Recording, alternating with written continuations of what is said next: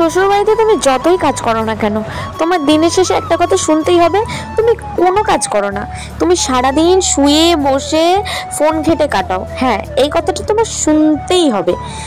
এদিকে যে রান্না বান্না ঘরের যাবতীয় কাজ তুমি সামনে নিজের জন্য 10টা মিনিট টাইম বের করে শুয়ে আছো, রিল্যাক্স করছো বা ফোন ঘাঁটছো না, সেটা তাদের চোখে পড়বে না যে তার কাজ সে মিটিয়ে ফোন ঘাঁটছে বা বসে আছে বা শুয়ে আছে।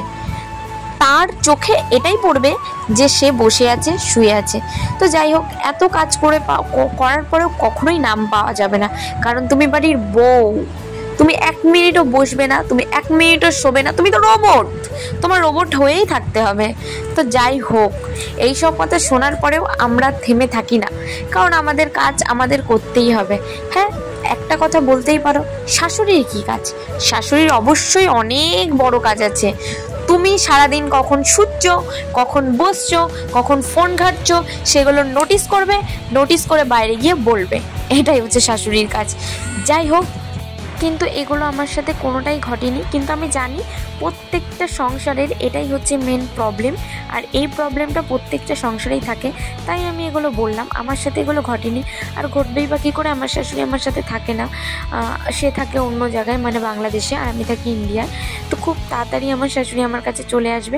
আর আমার বিয়ের পরে আমার শাশুড়ি এসেছিল 1 মাসের জন্য আমার কাছে। তো আমার শাশুড়ি খুবই ভালো, আমাকে কোনো কাজ করতেই দিত না, সে নিজে করার চেষ্টা করতো সবসময়।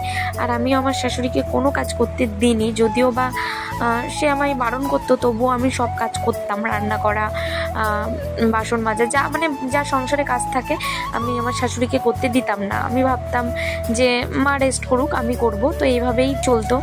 তো আমার শাশুড়ির সাথে আমার বন্ডিং ভালোই।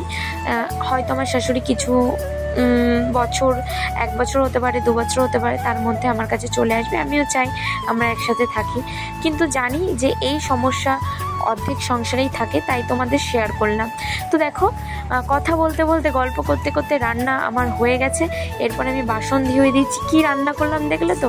ওটা ছিল হচ্ছে কুমড়োর পাতা বাটা। প্রথমে সেদ্ধ করে কাঁচা জিরে, রসুন, কাঁচা লঙ্কা দিয়ে মিক্সারে পেস্ট করে নিয়েছি। তারপরে তেলে আমি ভেজে নিয়েছিলাম।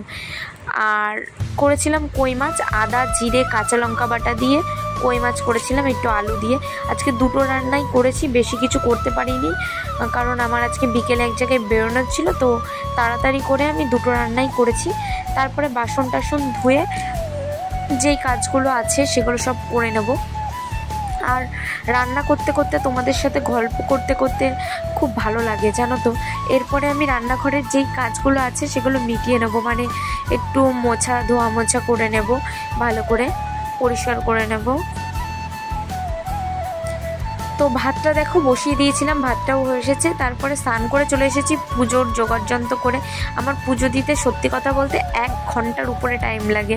তোমাদের যদি পুরোটা দেখাতাম আর স্পিড না করতাম, তাহলে তোমরা বুঝতে পারতে যে পুজো দিতে কতটা টাইম লাগছে।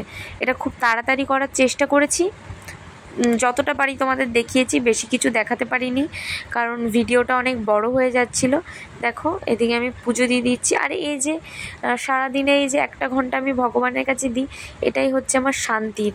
সত্যি কথা বলছি, এখানে যখন বসি, মানে একটা অদ্ভুত আমি শান্তি পাই। আমার মনে হয় যে সবসময় আমি বসে থাকি, আর আমার খুব ভালোও লাগে, জানো তো। এই যে ভগবানকে সুন্দর করে স্নান করানো, তারপরে চন্দন পরানো, তার সেবা করা, মানে একটা অদ্ভুত শান্তি পাওয়া যায়, সত্যি বলছি। হাজার কাজের মাঝেও আমার যে এই পুজো করাটা মানে সবসময় মাথায় ঘোরে, কখন পুজোটা দেবো। দেখো, আজকে না বেশি ফুল পাইনি, ফুল না পেলে ভালো লাগে না।